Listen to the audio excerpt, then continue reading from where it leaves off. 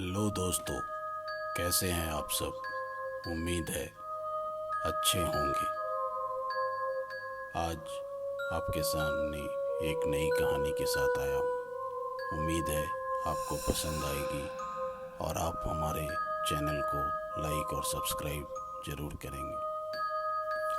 दोस्तों, एक गरीब परिवार अपना गांव छोड़कर शहर में रोज़गार और अपने बच्चों की पढ़ाई के लिए शहर में आया था। रोज़गार और बच्चों की पढ़ाई अच्छी चल रही थी।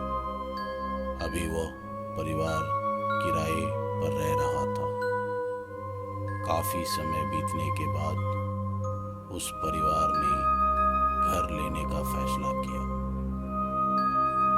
कुछ उनका अपनी मेहनत से कमाया हुआ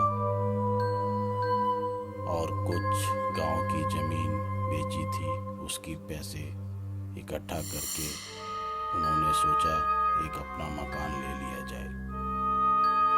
ज़मीन को बेचकर इतना रुपया इकट्ठा हो गया था कि रामपाल सिंह ये कहानी के किरदार है, ने अपना खुद का घर बना लिया। पूजा पाठ कराने के बाद रामपाल ने नए घर में प्रवेश किया। घर में रामपाल परिवार के साथ खुशी खुशी रहने लगा। सब कुछ अच्छा चल रहा था। एक दिन सभी घर पर थे, तभी रामपाल के बच्चों ने देखा कि फर्श पर कुछ दिख रहा है। बच्चे डर गए और डर से चीखने चिल्लाने लगे। बच्चों की आवाज़ सुनकर बच्चों के माता पिता कमरे से बाहर आ गए। तब तक फर्श में कुछ डरावने चेहरे दिखने लगे थे। ये सब देखकर पूरा परिवार डर गया। फर्श में डरावने चेहरे उभरता देख रामपाल अपने परिवार को लेकर घर से बाहर निकल गए। रामपाल ने आसपास रह रहे लोगों को सारी बात बताई। पड़ोसियों में से एक बुजुर्ग बोला, आपने घर में प्रवेश करने से पहले पूजा पाठ हवन आदि कराया था या नहीं। रामपाल ने कहा, जी हाँ, पूजा पाठ तो हमने करवाया था। तब उस बुजुर्ग ने रामपाल को सलाह दी कि आप एक बार फिर से अपने घर में पूजा करवा लो। हो सकता है कि पहले की गई पूजा में शायद कोई कमी रह गई हो, जिसकी वजह से ये सब हो रहा है। रामपाल ने बुजुर्ग की बात मानकर एक बार फिर से अपने घर में हवन यज्ञ आदि करवा कर रहने लगे। पूजा होने के बाद सब कुछ शांत हो गया था। रामपाल को लगा कि बुजुर्ग ने ठीक कहा था। पहली पूजा में शायद कुछ कमी रह गई थी, जिसके कारण ये सब हो रहा था। अब सब कुछ ठीक हो गया है। अब सभी निश्चिंत होकर रहने लगे। कुछ दिनों तक तो सब कुछ ठीक चलता रहा, लेकिन एक रात दोनों बच्चे अपने अपने कमरे में सोए थे। रामपाल और उनकी पत्नी अभी तक जाग रहे थे। तभी अचानक उनकी नज़र फर्श में हो रही हलचल पर पड़ी। उन दोनों ने देखा कि फर्श में फिर से कुछ आकृतियां उभरती आ रही है। ध्यान से देखा तो दोनों पति पत्नी को पहले की तरह फर्श में डरावने चेहरे दिखाई दे रहे थे। मानो ऐसा लग रहा था फर्श से कोई बाहर आना चाह रहा हो। अजीब अजीब तरह की आकृतियां थी वो, बेचैन, डरावनी, जिसे एक बार देख लेने के बाद शायद कमजोर दिल वालों की दिल ही थम जाए। चेहरे इतने डरावने और बड़े होते जा रहे थे कि कोई भी उन्हें देखकर डर के मारे बेहोश हो जाए। देखते ही देखते वह चेहरे खौफनाक हंसते हुए फर्श से बाहर आने लगे। उनका आकार बहुत बड़ा था। उनकी लाल लाल आंखें, बिखरे बाल और बड़े बड़े नाखून थे, जिनको देखकर रामपाल और उनकी पत्नी का डर के मारे बुरा हाल हो चला था।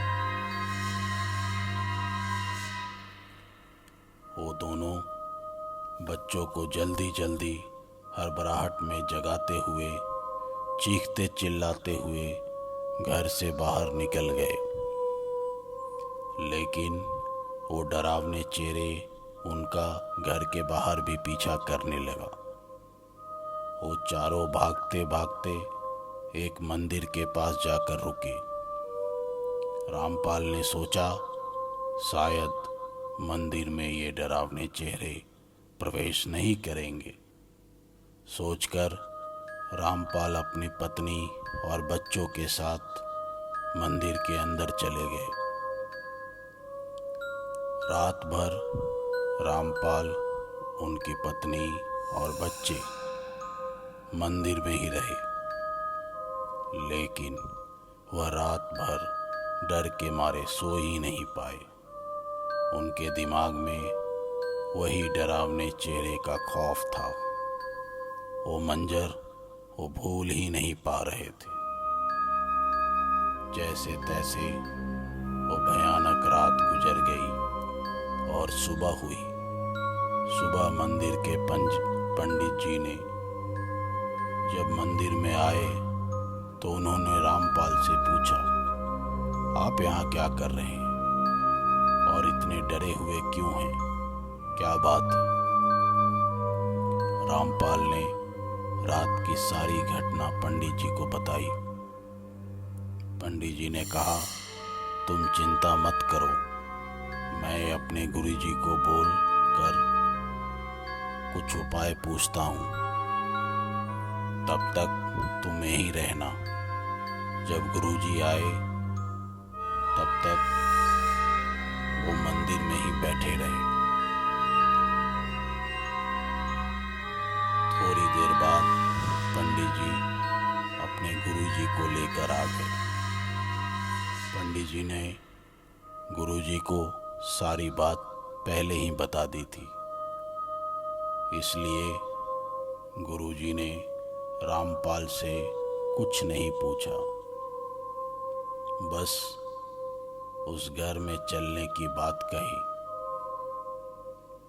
रामपाल घर में जाने से डर रहा था। फिर गुरुजी के आश्वासन पे सभी लोग घर के पास आ गए। गुरुजी घर के अंदर गए और 4 लोगों से फर्श को खुदवाया। जैसे ही फर्श 3-4 फुट खोदा गया, गुरुजी बाहर रामपाल के पास भाग कर गए और कहा, तुम यहाँ कब से रह रहे हो रामपाल? रामपाल ने कहा, करीब 9-10 महीने ही हुए हैं गुरुजी, आप ऐसा क्यों पूछ रहे हैं? तब गुरुजी ने बताया कि जहाँ तुम्हारा घर बना है उसके नीचे कभी कब्रिस्तान था, तभी वो डरावनी शक्लें अपने को बाहर निकालने का कोशिश करता था, जो कि तुम्हें दिखता था। इस पर रामपाल ने कहा, तो अब हम क्या करें गुरुजी? बहुत मेहनत से सारी पूंजी लगाकर हमने ये घर बनाया है। तब गुरुजी ने कहा, यह तो उन प्रेतों से पूछने पर ही पता चलेगा कि वो क्या चाहते हैं।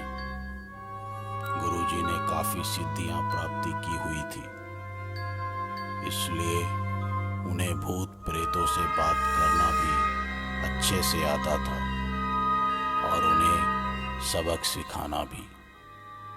अब तक गुरुजी ने रामपाल और उनके परिवार से कह दिया कि इतने सब कुछ ठीक ना हो जाए, आपको मंदिर में ही रहना पड़ेगा, क्योंकि अगर आप लोग घर में गए तो आप इस बार उन भूतों का निवाला बन सकते हैं। रामपाल ने हामी भरी और कहा, ठीक है गुरुजी।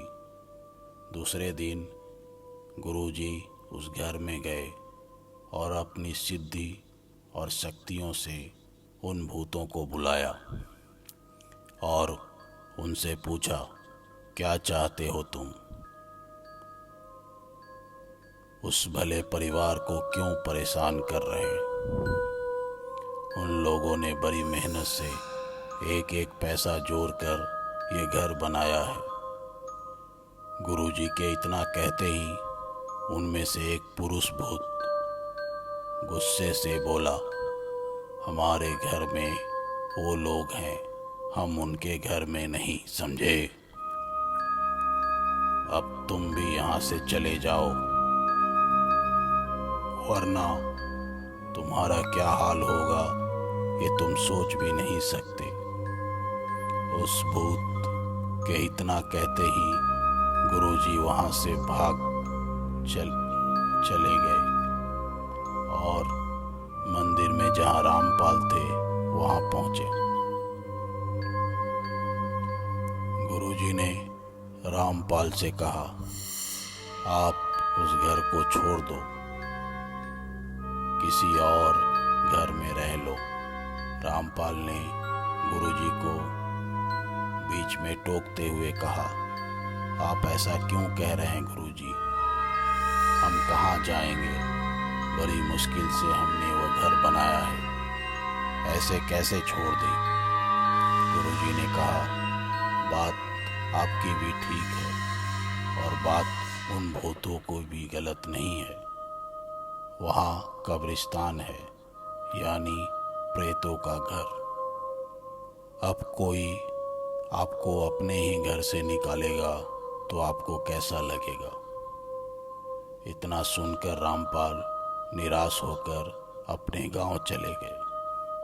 अब वह घर खंडहर बन चुका है।